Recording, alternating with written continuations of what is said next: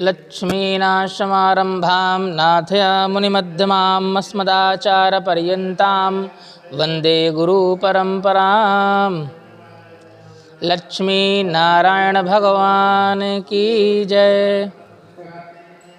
वृंदावन बिहारी लाल की जय। एकादशी महारानी की जय। आज हम लोग कार्तिक मास के शुक्ल पक्ष में जो हर प्रबोधनी एकादशी होती है उसका महत्व श्रवण करेंगे।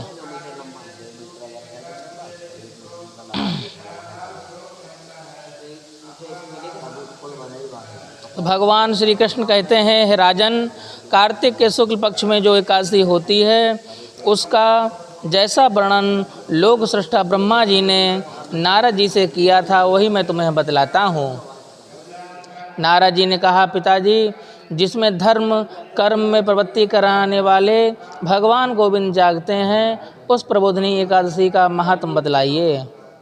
तब श्री ब्रह्मा जी बोले, हे मुनिश्रेष्ठ, प्रबोधनी का महात्म पाप का नाश, पुण्य की वृद्धि तथा उत्तम बुद्धि वाले पुरुषों को मोक्ष प्रदान करने वाला है। समुद्र से लेकर सरोवर तक जितने भी तीर्थ हैं वे सभी अपने महात्म की तभी तक गर्जना करते हैं जब तक कार्तिक मास में भगवान विष्णु की प्रबोधनी तिथि नहीं आ जाती। प्रबोधनी एकादशी को एक ही उपवास कर लेने से मनुष्य 1000 अश्वमेघ तथा 100 राजसूय यज्ञ का फल प्राप्त कर लेता है।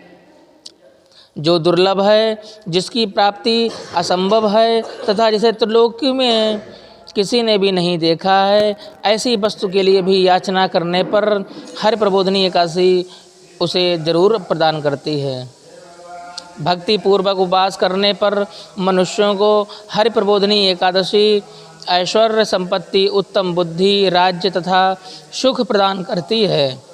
मेरु पर्वत के समान जो बड़े बड़े पाप होते हैं उन सबको वह पाप नाशनी हरि प्रबोधनी एकादशी एक ही उपवास से भस्म कर देती है। पहले के हजारों जन्मों से जो पाप किए गए हैं उन्हें प्रबोधनी की रात्रि का जागरण रुई की ढेरी के समान भस्म कर डालता है। जो लोग प्रबोधनी एकादशी मन से ध्यान पूर्वक करते हैं तथा जो इसके व्रत का अनुष्ठान करते हैं उनके पितर नरक के दुखों से छुटकारा पाकर भगवान श्री विष्णु लोक के परम धाम को चले जाते हैं। हे ब्राह्मण, अश्वमेघ आदि यज्ञों से भी जिस फल की प्राप्ति कठिन है वह प्रबोधनी एकादशी को जागरण करने मात्र से ही अनायास ही फल प्राप्त होता है। संपूर्ण तीर्थों में नहाकर सुवर्ण और पृथ्वी दान करने से जो फल मिलता है वह श्रीहरि के निमित्त जागरण करने मात्र से ही मनुष्य प्राप्त कर लेता है। जैसे मनुष्यों के लिए मृत्यु अनिवार्य है उसी प्रकार धन संपत्ति मात्र भी क्षण भंगुर है। ऐसा समझकर एकादशी का व्रत करना चाहिए। तीनों लोकों में जो कोई भी तीर्थ संभव हैं वे सब हरि प्रबोधनी एकादशी व्रत करने वाले मनुष्य के घर में मौजूद रहते हैं। कार्तिक की हरि प्रबोधनी एकादशी पुत्र तथा पौत्र प्रदान करने वाली है। जो प्रबोधनी एकादशी उपासना करता है वह ज्ञानी है, वह योगी है, वही तपस्वी है और वही जितेंद्रिय है तथा उसी को भोग और मोक्ष की प्राप्ति होती है। प्रबोधनी एकादशी को भगवान विष्णु के उद्देश्य से मानव जो स्नान, दान, जप और होम करता है वह सब अक्षय है अर्थात अमिट हो जाता है। जो मनुष्य उस तिथि को उपवास करके भगवान माधव की भक्ति पूर्वक पूजा करते हैं वे 100 जन्मों के पापों से छुटकारा पा जाते हैं। इस व्रत के द्वारा देवेश्वर जनार्दन को संतुष्ट करके मनुष्य संपूर्ण दिशाओं को अपने तेज से प्रकाशित करता है। श्री हरि के बैकुंठ धाम को जाता है। प्रबोधनी को पूजित होने पर भगवान गोविंद मनुष्यों के बचपन, जवानी और बुढ़ापे में किए हुए 100 जन्मों के पापों को, चाहे वे अधिक हों या वो कम हो, वो सब मिटा देते हैं अर्थात धो डालते हैं। अतः सर्वथा प्रयत्न करके संपूर्ण मनोवांछित फलों को देने वाले देवाधिदेव जनार्दन की उपासना अवश्य करनी चाहिए।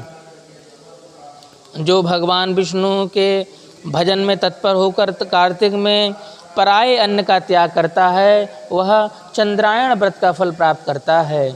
जो प्रतिदिन शास्त्रीय चर्चा में मनोरंजन करते हुए कार्तिक मास में समय व्यतीत करता है, वह अपने संपूर्ण पापों को भस्म कर देता है, 10,000 यज्ञों का फल प्राप्त करता है। कार्तिक मास में शास्त्रीय कथा के कहने सुनने भगवान मधुसूदन को जैसा संतोष प्राप्त होता है, वैसा उन्हें यज्ञ दान अथवा जप आदि से भी नहीं होता है। जो अशुभ कर्म परायण पुरुष कार्तिक मास में एक या अधिक श्लोक भी भगवान विष्णु की गाथा वाँचते हैं, उन्हें 100 गौदान का फल प्राप्त होता है।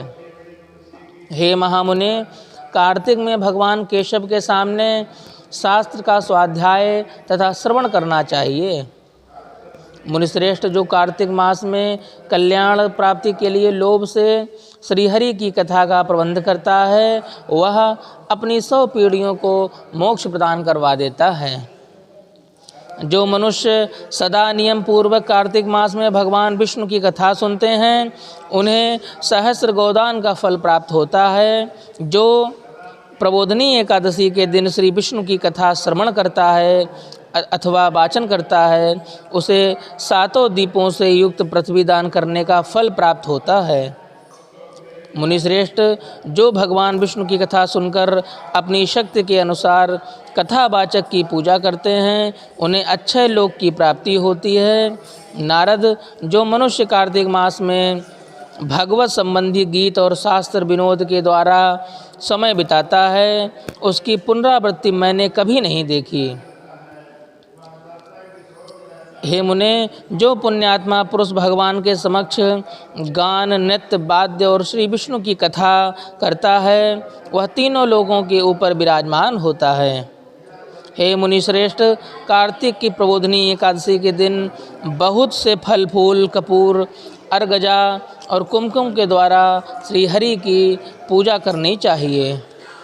एकादशी आने पर धन की कंजूसी नहीं करनी चाहिए, क्योंकि उस दिन दान आदि करने से असंख्य पुण्य की प्राप्ति होती है।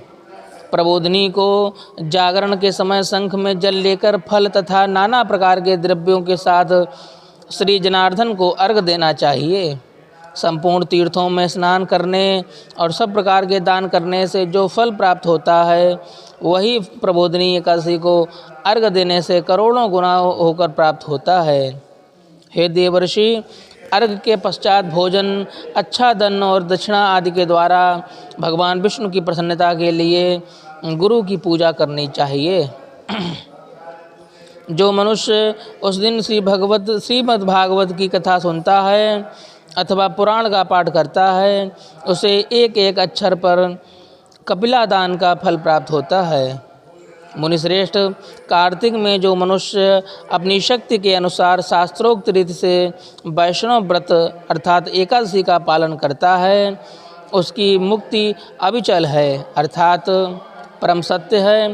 केतकी के एक पत्ते से पूजित होने पर भगवान गरुड़ध्वज 1000 वर्ष तक अनंत तृप्त रहते हैं। हे देवर्षि, जो अगस्त के फूल से भगवान जनार्दन की पूजा करता है, उसके दर्शन मात्र से नरक की आग बुझ जाती है अर्थात शांत हो जाती है।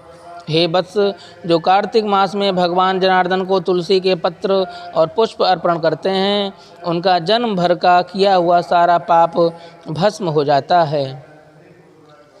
जो प्रतिदिन दर्शन स्पर्श ध्यान नाम कीर्तन स्तवन अर्पण सेचन नित्य पूजन तथा नमस्कार के द्वारा तुलसी में 9 प्रकार की भक्ति करते हैं, वे कोटि सहस्र युगों तक पुण्य का विस्तार करते हैं।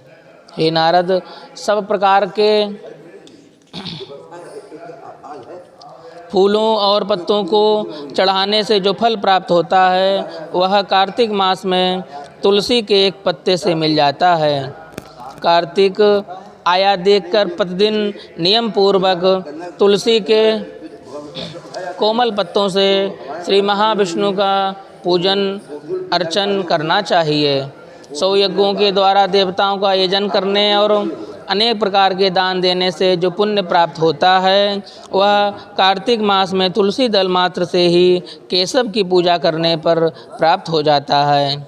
इसीलिए भगवान का पूजन अर्चन अवश्य करना चाहिए। बोलो एकादशी महारानी की जय। लक्ष्मी नारायण भगवान की जय। वृंदावन बिहारी लाल की जय।